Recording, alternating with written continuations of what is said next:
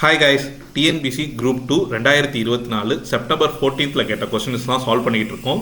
இப்போ மூணாவது question, Gopi sold a laptop at a 12% gain if it had been sold for Rs 1200 more, the gain would have been 20%.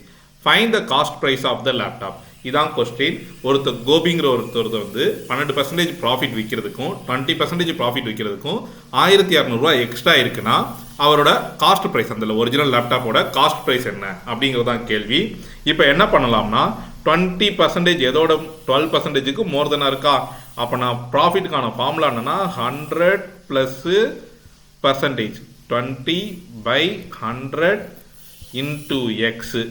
So இது என்ன வரும்னா நம்ம டைரெக்டாக எழுதுறதுக்கு என்ன பண்ணலாம்னா ஆட் பண்ணோம்னா 120ன்னு வந்துடும்.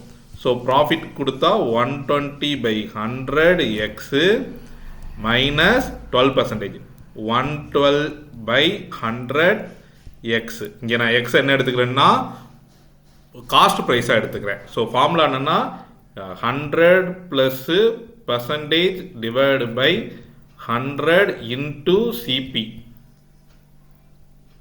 SP = இதான் ஃபார்முலா. இந்த ஃபார்முலாவில் நம்ம அப்ளை பண்ணுறோம். எவ்வளவு எக்ஸ்ட்ரா வருது?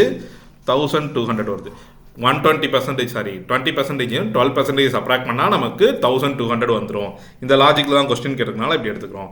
100 நம்ம ரைட் சைடு மல்டிப்ளை பண்ணிடலாம். 120x minus 112x = 1200 ஸோ இப்போ என்ன பண்ணலாம், இது ரெண்டையும் சப்ராக்ட் பண்ணால் 8xன்னு வந்துடும், = 12,200 வந்துடும். ஸோ இது கிடச்சிரும். அப்படின்னா நமக்கு என்ன வேணும்? எக்ஸ் தான் வேணும். எக்ஸ் தான் நம்ம என்ன எடுத்திருக்கோம்? சிபியை வந்து நம்ம எக்ஸ்ன்னு எடுத்திருக்கோம். ஸோ அதனால நம்ம x = 12,000 ஒரு 00 1200 அப்புறம் ஒரு 00/8 பண்ண போகிறோம். பண்ணோம்னா எத்தனை டைம்ஸ் வரும்னா 1 times, remaining 4, 5, remaining 3 zeros. So என்ன கிடச்சிரும் ஆன்சரு? சிபி = 15,000 வந்துடும்.